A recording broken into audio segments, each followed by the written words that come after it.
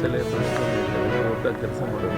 ಈಗ ಇದು ಗ್ಯಾರಂಟಿ ವಿಚಾರವಾಗಿ ತಾವು ಒಂದಿಷ್ಟು ಏನಂತಂದ್ರೆ ಸಲಹೆ ಕೊಡಬೇಕು ಅಂತ ಸರ್ಕಾರಕ್ಕೆ ಏನು ಸಲಹೆ ಕೊಡೋದು? ಯಾಕಂದರೆ ಭಾಳಷ್ಟು ಲಾಸಲ್ಲಿದೆ ಅಂತ ಹೇಳ್ತಾ ಇದ್ದಾರೆ, ಯಾವುದೂ ಕಾರ್ಯಕ್ರಮಗಳು ಆಗ್ತಾ ಇಲ್ಲ ಅಂತ. ಗ್ಯಾರಂಟಿ ಇದೆಲ್ಲ ಅರ್ಥ ಇಲ್ಲದೆ ಅಂತಂದು ಜನರನ್ನು ತೃಪ್ತಿಪಡಿಸೋಕ್ಕೋಸ್ಕರ ಎಲ್ಲ ಘೋಷಣೆಗಳು ಮಾಡಿದ್ದಾರೆ. ಅದು ಯಾವುದೂ ಕಾರ್ಯರೂಪಕ್ಕೆ ಬರ್ತಾ ಇಲ್ಲ. ಸರ್, ಯಡಿಯೂರಪ್ಪ ಅವರು CM ಆಗಿದ್ದಾಗ ಉತ್ತರ ಕರ್ನಾಟಕಕ್ಕೆ ಏನು ಪ್ರಾಮುಖ್ಯತೆ ಕೊಟ್ಟು ಬಜೆಟ್ನಲ್ಲಿ ಕೊಡ್ತಾ ಇದ್ರು, ಅಷ್ಟು ಬಜೆಟ್ನಲ್ಲಿ ಈಗ ಕೊಟ್ಟಿಲ್ಲ. ಉತ್ತರ ಕರ್ನಾಟಕಕ್ಕೆ ಅನ್ಯಾಯ ಆಗ್ತಾ ಇದೆ ಅಂತ ಎಲ್ಲರಿಗೂ ಗೊತ್ತಿರುವಂಥ ಸರ್, ಯತ್ನಾಳ್ ಅವರು English wait regarding 4% reservation to minorities, Muslims. And Supreme Court also this is not correct. So people are not happy, and I think Supreme Court may take some decision. Sir, DK Shivakumar told that in garbage management, some MLAs asking money to him in Bangalore.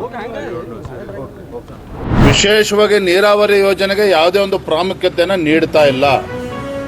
ಹಿಂದೆ BJP ಸರ್ಕಾರ ಇದ್ದಾಗ ಸುಮಾರು 19,000 ಕೋಟಿಗೆ ಇವತ್ತು ನೀರಾವರಿ ಯೋಜನೆ, ವಿಶೇಷವಾಗಿ ಉತ್ತರ ಕರ್ನಾಟಕಕ್ಕೆ ಅನುಕೂಲ ಆಗಬೇಕು, ಈ ಭಾಗದ ರೈತರಿಗೆ ಅನುಕೂಲ ಆಗಬೇಕು ಅಂತೇಳಿ ನೀರಾವರಿ ಯೋಜನೆ ಒಂದು